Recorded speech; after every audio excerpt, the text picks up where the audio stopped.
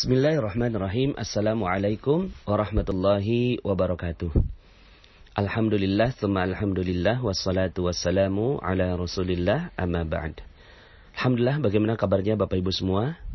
Semoga saya doakan Bapak Ibu berada dalam keadaan yang penuh ridho dari Allah Subhanahu wa Ta'ala, penuh rahmat, penuh cinta, sehingga akhirnya kehidupan Anda penuh keberkahan, penuh rezeki yang berlimpah ruah. Kemudian Anda juga penuh keharmonisan dengan keluarga Anda.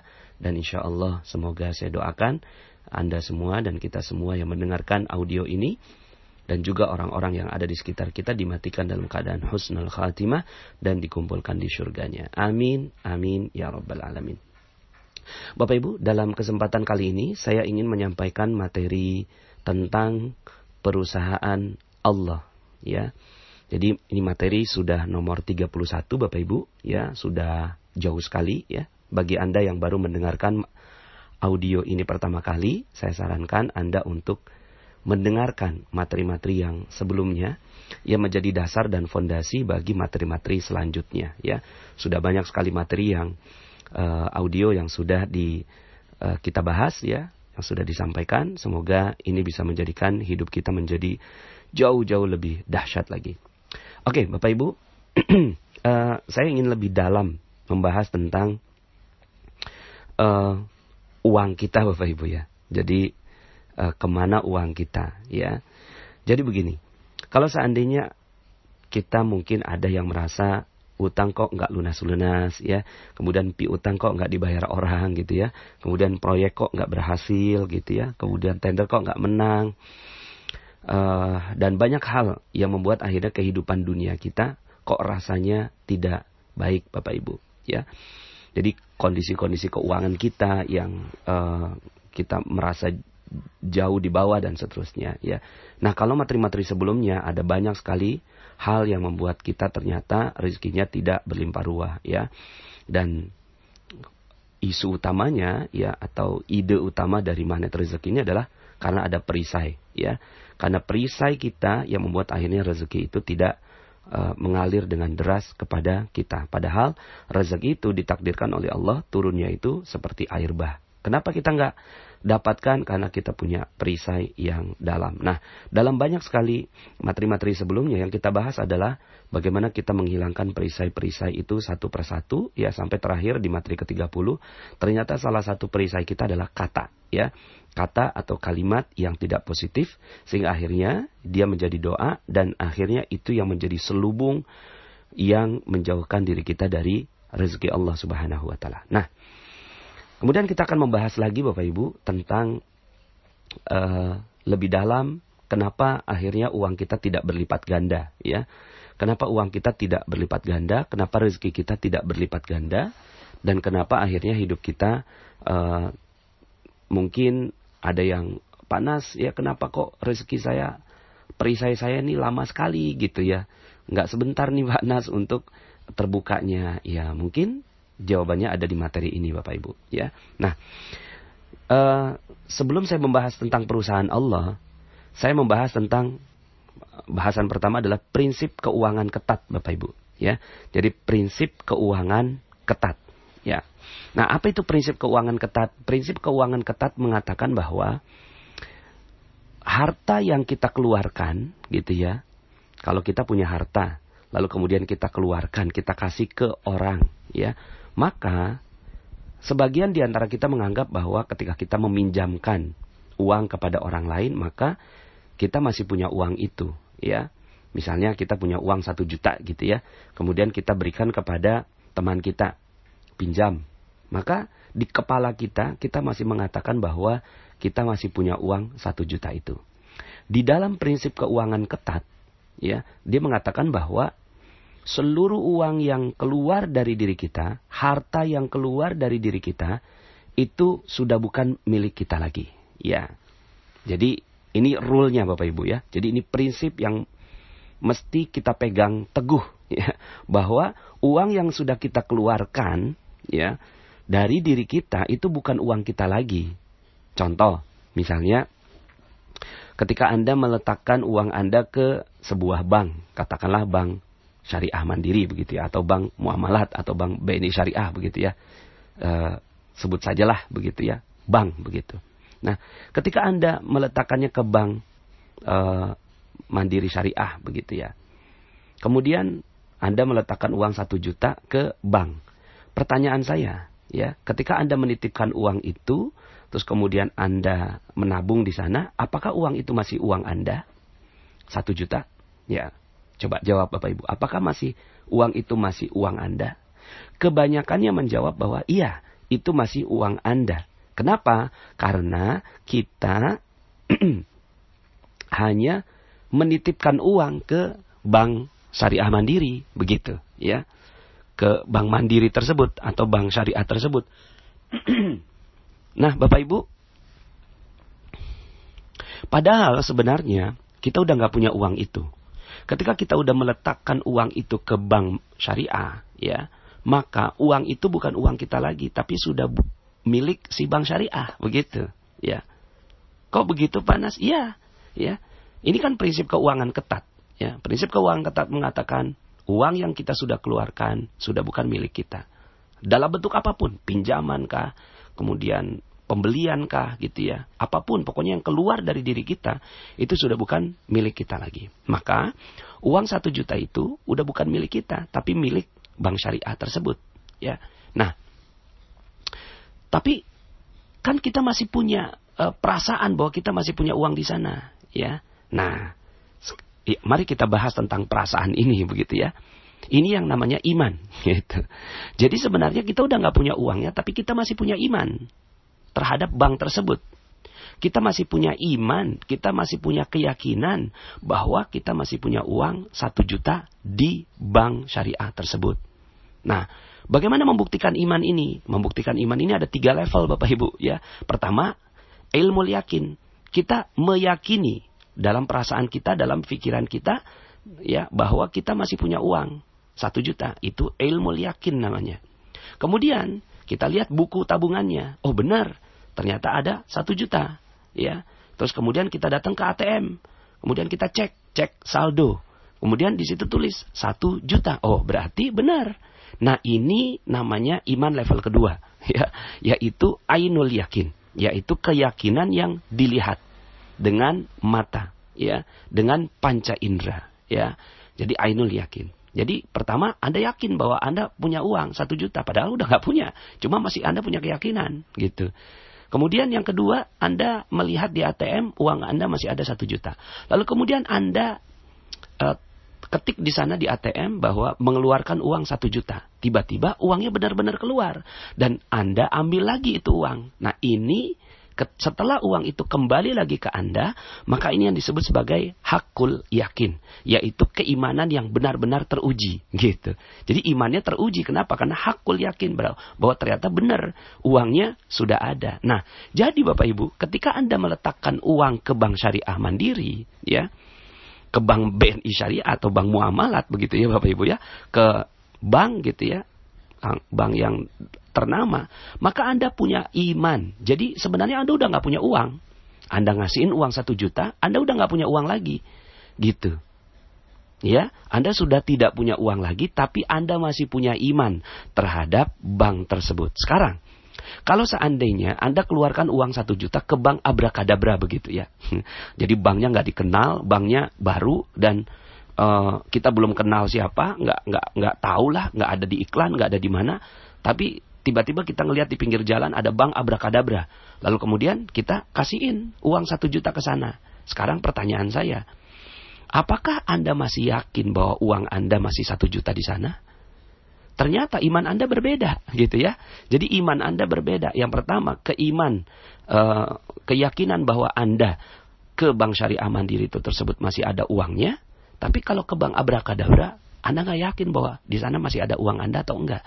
Jadi sebenarnya ketika Anda udah keluarkan uang dari diri Anda, ya sebenarnya Anda udah nggak punya uang, tapi Anda masih punya iman, begitu, ya. Jadi Anda masih punya iman bahwa nah, imannya terhadap siapa? Imannya terhadap bank, ya. Imannya terhadap siapa? Imannya terhadap ya lembaga tadi. Nah, sekarang pertanyaannya Bapak Ibu, ya.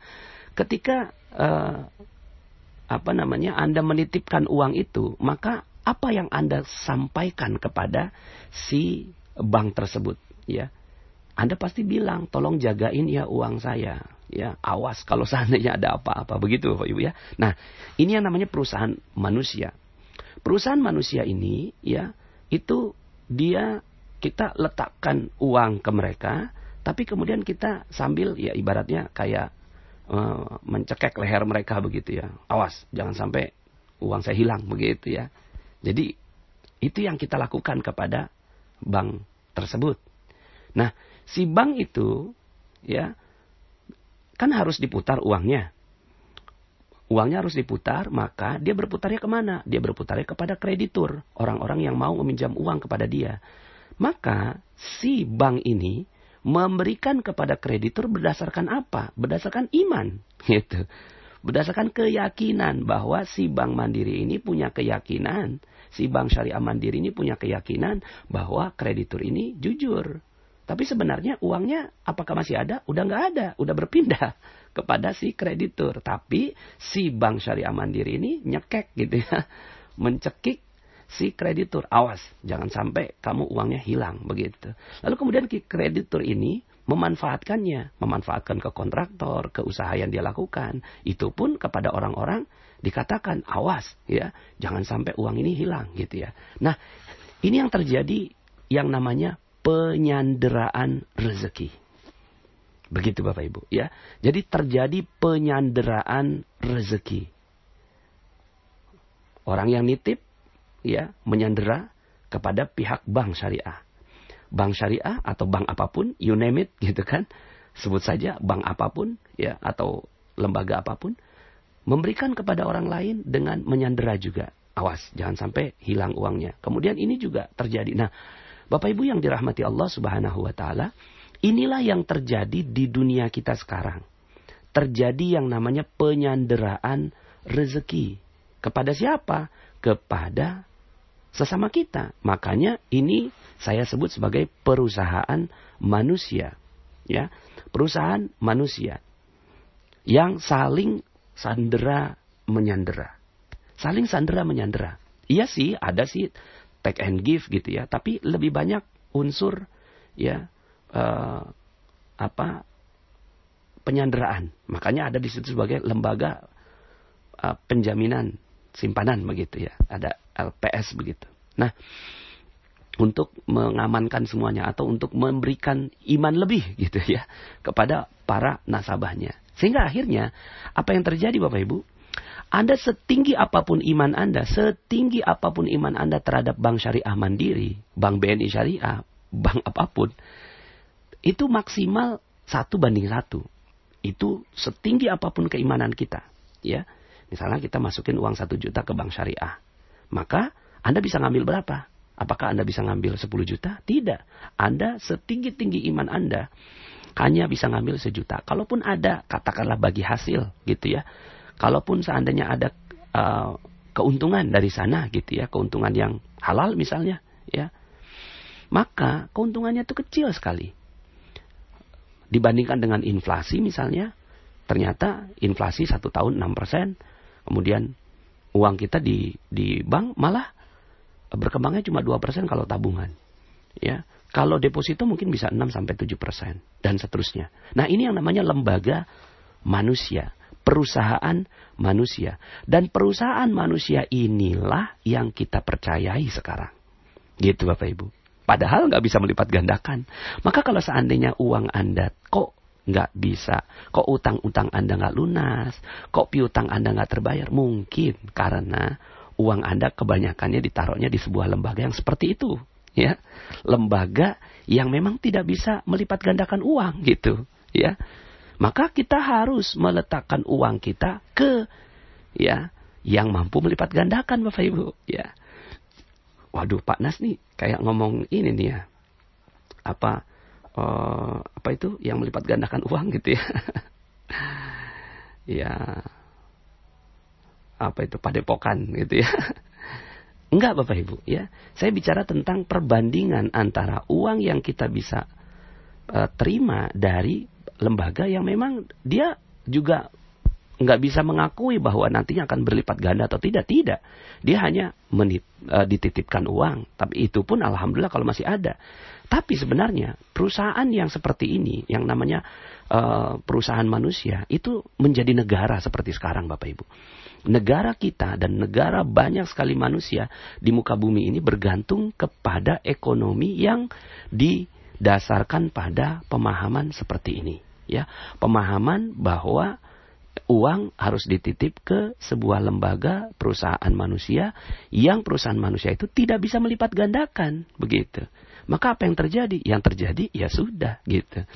Nah, kita udah nggak usah bicara tentang negara, nggak usah bicara tentang jauh, makro, Bapak Ibu. Lihat aja diri kita sendiri. Kalau seandainya utang kita nggak lunas, piutang kita nggak terbayar, kok proyek nggak lolos-lolos, kok tender nggak menang-menang gitu ya, terus kemudian kok di PHK dan seterusnya, kok ekonomi seperti sekarang, kok kita ditipu orang, ya jawabannya sederhana, karena kita meletakkan uang kita ke perusahaan manusia, ya. Nah, tentunya di dalam ilmu magnet rezeki kita berharap bahwa uang kita terlipat ganda, Bapak Ibu ya. Ya, magnet rezeki berbicara tentang bagaimana kita mampu untuk memiliki iman yang lebih terhadap uang, ya. Dan ini memang saya bicara tentang uang Bapak Ibu ya. Jadi babnya perusahaan Allah ini kita bicara tentang uang. Nah, perusahaan manusia itulah yang disebut sebagai perusahaan dengan isme Bapak Ibu. Isme itu keyakinan, kepercayaan, yang namanya kepercayaan kapital atau kapitalisme. Nah, kapitalisme ini kita terbangun negara kita dengan itu Bapak Ibu, ya, dengan kapitalisme. Nah, sekarang bagaimana caranya kalau Anda ingin menjadi magnet rezeki?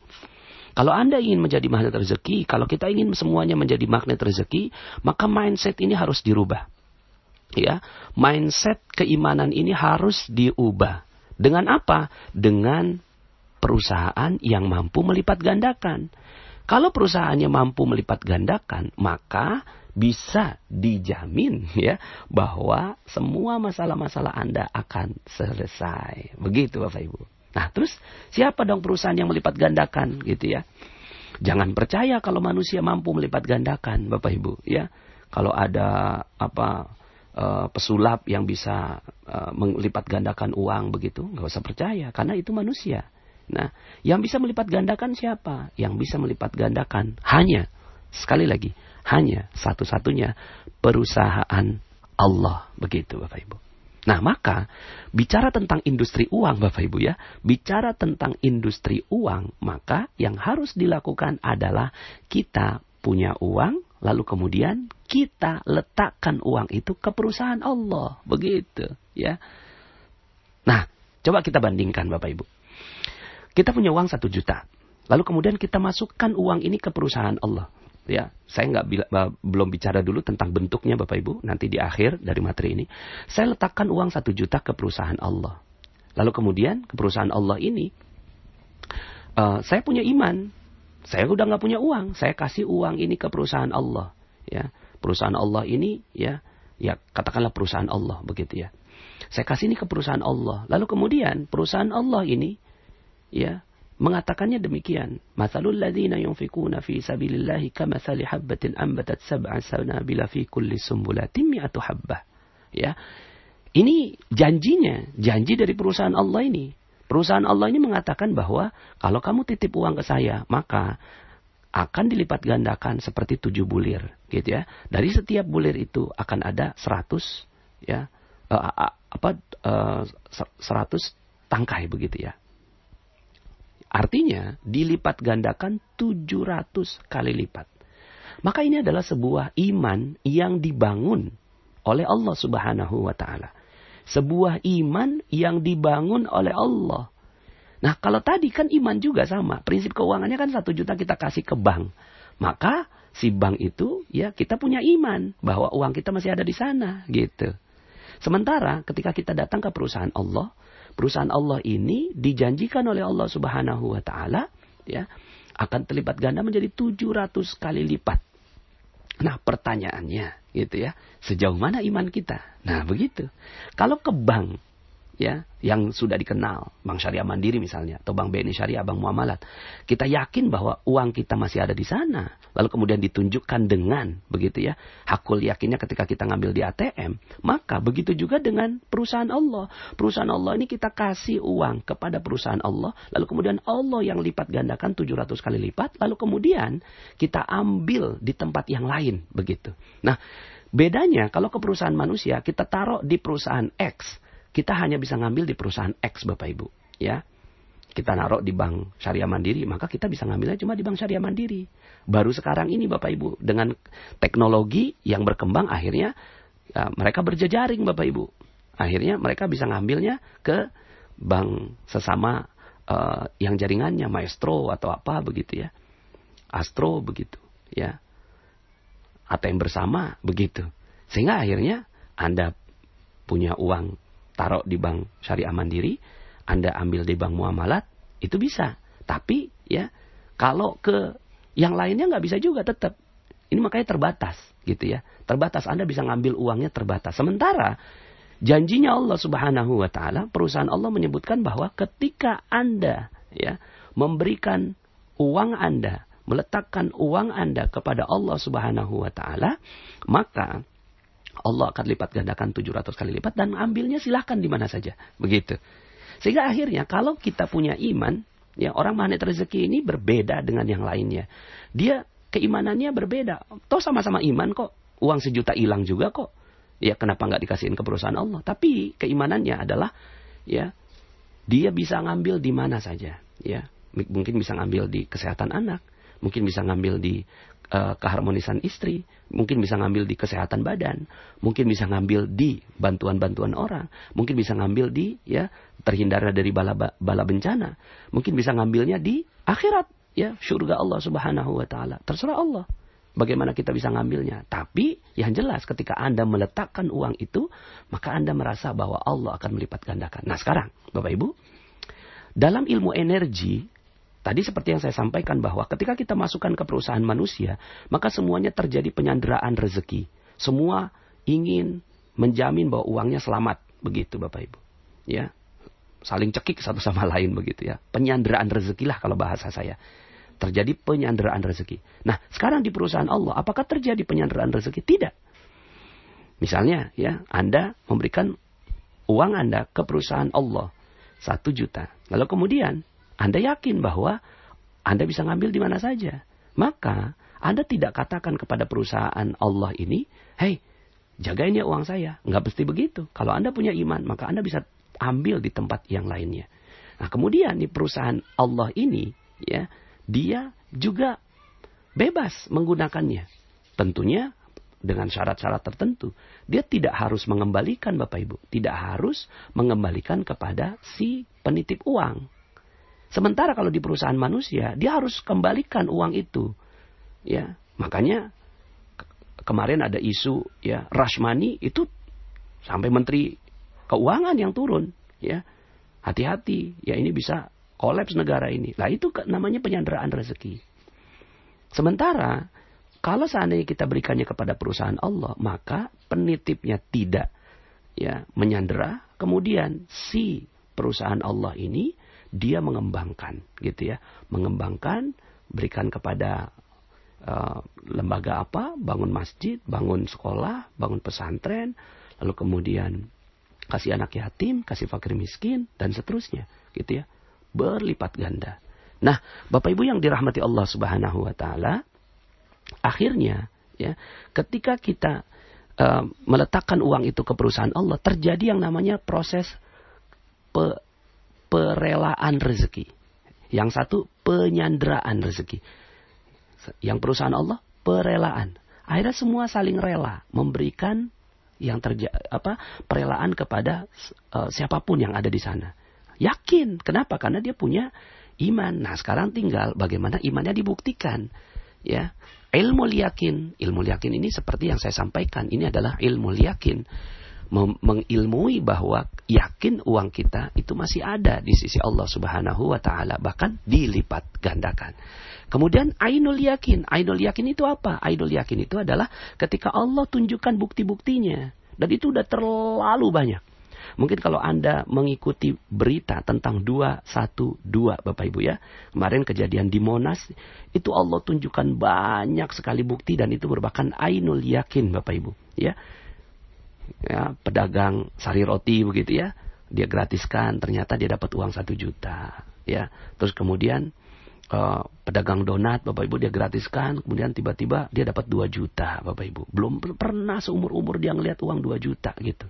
Tapi karena dia ngegratiskan, dia yakin bahwa dia berikannya kepada perusahaan Allah gitu ya. Nah, perusahaan Allah nanti kita bahas bentuknya Bapak Ibu. Lalu Allah tunjukkan ainul yakin ya. Terus kemudian teman-teman kita dari Ciamis jalan jauh begitu ya.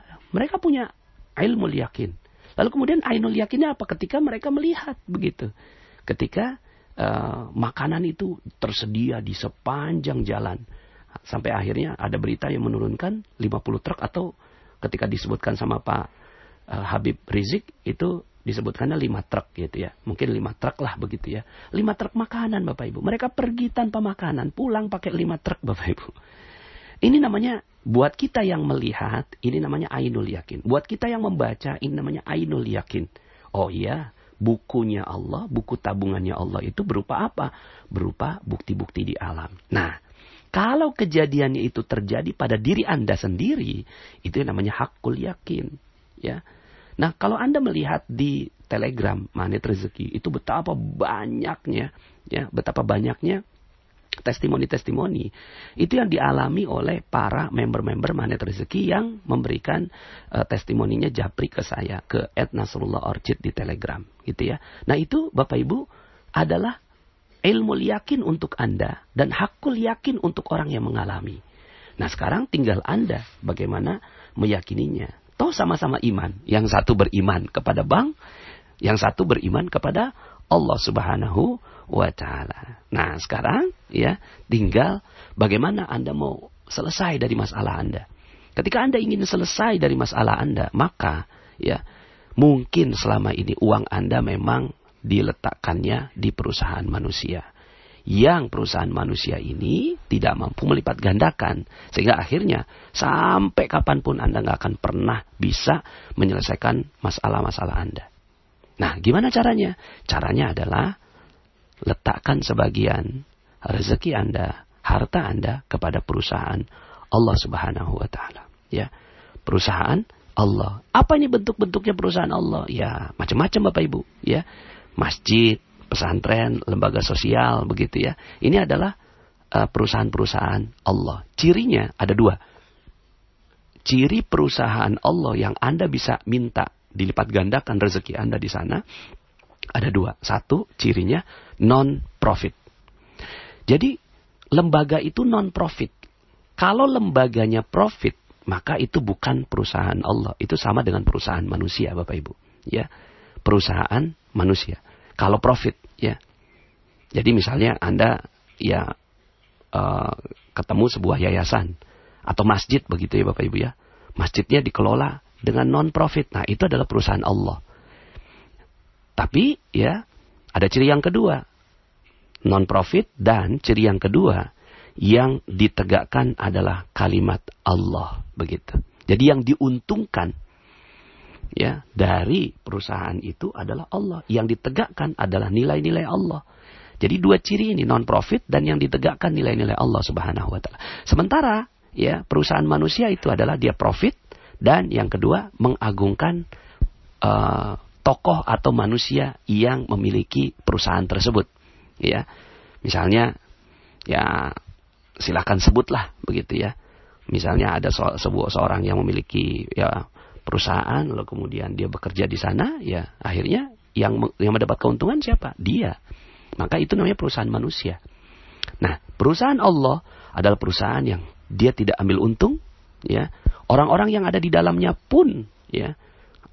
Lihat ciri-cirinya. Semakin lembaga itu non-profit, semakin dia mampu melipat gandakan. Begitu, ya.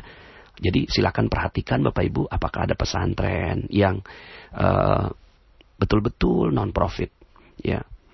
Yayasan sekolah yang non-profit, masjid yang non-profit, dan ditegakkan nilai-nilai Allah Subhanahu wa taala di sana, maka Anda bisa titip uang Anda ke sana.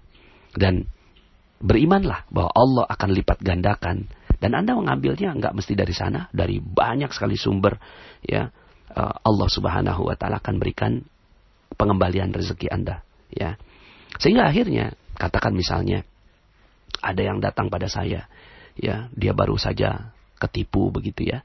Ketipu, ya, katakanlah dia punya amanah 2 miliar begitu ya. Harus dia bayar begitu.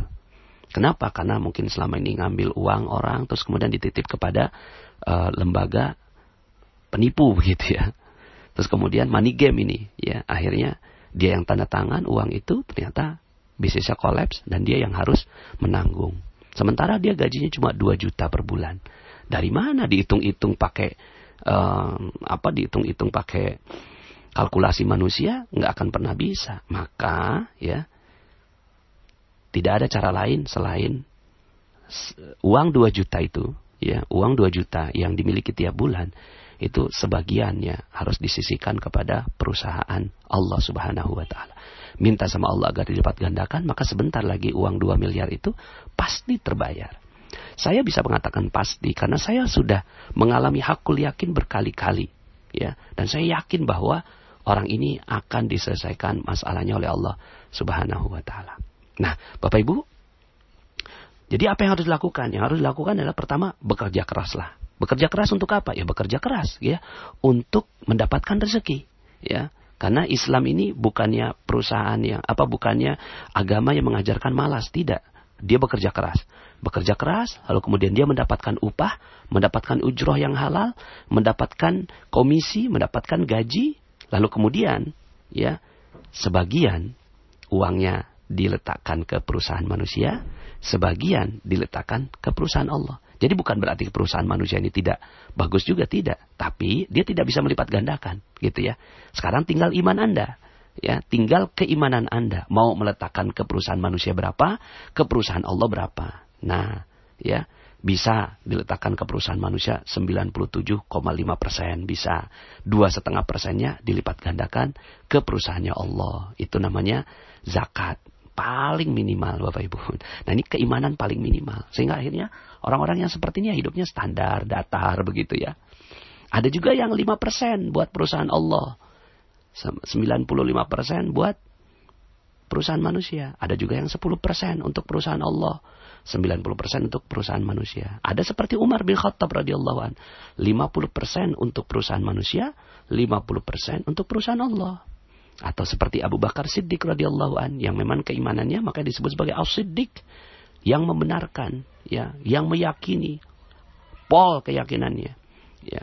Maka beliau 100% untuk perusahaan Allah, ya. Nah, sekarang tinggal, ya, Anda memilih, Bapak Ibu, ya. Nggak apa-apa, ya. 2,5% nggak apa-apa, cuma ya akhirnya tidak terjadi pelipat gandaan. Jadi dan urusan uang ini nggak sederhana, Bapak Ibu, karena urusan uang ini masuk dalam rukun Islam, ya. Jadi rukun Islam itu bukan cuma sekedar sholat, puasa, haji, bukan. Tapi urusan uang adalah urusan agama. Urusan uang adalah rukun dari Islam. Kalau kita tidak bicara uang, gitu ya, maka dia bukan Islam, ya. Dia bicara uang, tapi uangnya seperti apa? Uang yang ditujukan untuk perusahaan Allah. Nah, zakat namanya, ya, zakat, infak, sedekah, wakaf, begitu ya, jizyah, gitu ya, terus kemudian fidyah. Nah, ini adalah bicara uang, gitu ya. Jadi Islam ini bukan cuma sekadar agama yang mungkin agama yang lain dia nggak bicara uang, Bapak Ibu, tapi Islam dia bicara uang. Kenapa? Karena mau melipat gandakan di mana? Di dunia dan di akhirat. Nah, sekarang tinggal giliran Anda. Pelan-pelan orang-orang yang meletakkan uangnya di perusahaan Allah, maka Allah Subhanahu wa taala akan menyelesaikan semua masalah-masalahnya, ya. Tiba-tiba, Bapak Ibu, ya, hutang Anda lunas, tiba-tiba orang yang tadinya nggak gampang sekali untuk Anda tagih piutangnya, tiba-tiba bayar sendiri, Bapak Ibu, ya. Tiba-tiba gitu ya. Waktu itu pernah, Bapak Ibu, istri saya di SMS atau di WA sama seorang gitu ya. Ibu, saya tadi barusan nyapu,